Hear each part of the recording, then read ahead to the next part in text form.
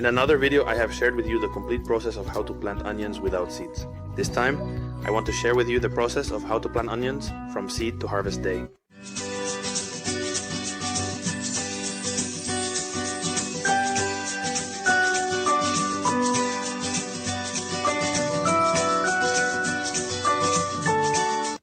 If we want to plant onions from seed, we will need to make a seed bed. In the seed bed, we will basically germinate our seeds in a small container. For the substrate, I use 25% coconut fiber and 75% dark soil, or in other words, 1 part fiber to 3 parts soil. With the substrate already mixed, I transfer it to a small container. This container is nothing special. It is not very large or very deep. The only important thing this container needs to have is holes so it can drain excess water when we water it. Keep in mind that our onions will not grow here. It will just be a place where we germinate our seeds and have them in the initial stage of development. In the case of seeds, there are many varieties, so my recommendation is to check the packet and see the instructions for planting times and harvest duration. There are varieties that grow much faster, but they can only be harvested at certain times of the year and in certain regions. Since these seeds are so small, if we take a couple of handfuls with 3 fingers, it will be more than enough. In my case, I'm going to plant all these onions in a small pot, so I'm not going to make a very large seed bed either. The amount of seed bed we are going to make will depend on the space we have for planting. In the end, it's better to make a bit more and have extra, but rather than not making full use of the space. Seeds are quite economical, so we shouldn't worry too much about making extra seedlings. See how the seeds are distributed throughout the container and not in just one place. Now, with the same substrate we prepared, we are going to cover the seeds. We are not looking to bury them too deep or make it very deep. We are just going to cover them. The last step, and a very important one for our seed bed, will be watering. In this case, I am using a fine drop sprinkler to avoid disturbing the seeds. Onions are quite drought-tolerant crops, but during this stage, in the seedbed stage where we want our seeds to germinate, it will be very important to have constant watering and ensure the seeds have water availability. So we are going to water every day, or at least check that the substrate remains moist.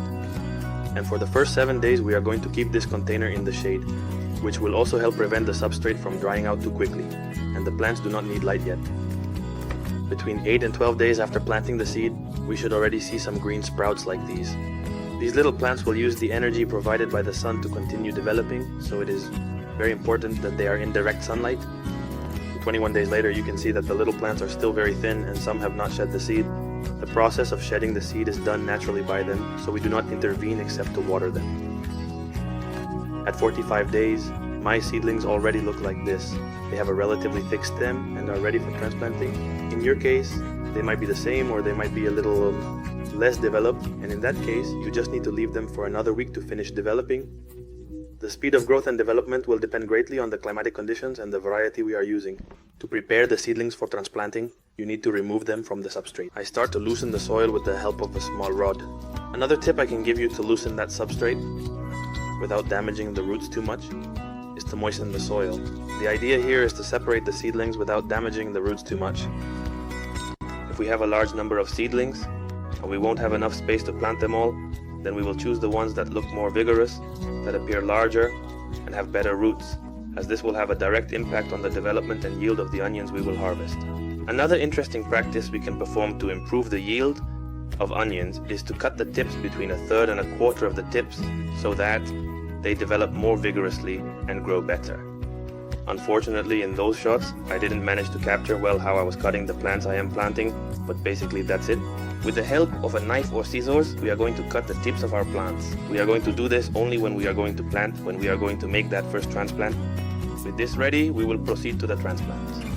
Here we are going to place the seedlings in the final location where they will grow and develop the onions. For planting, we will try to cover at least half of the white part.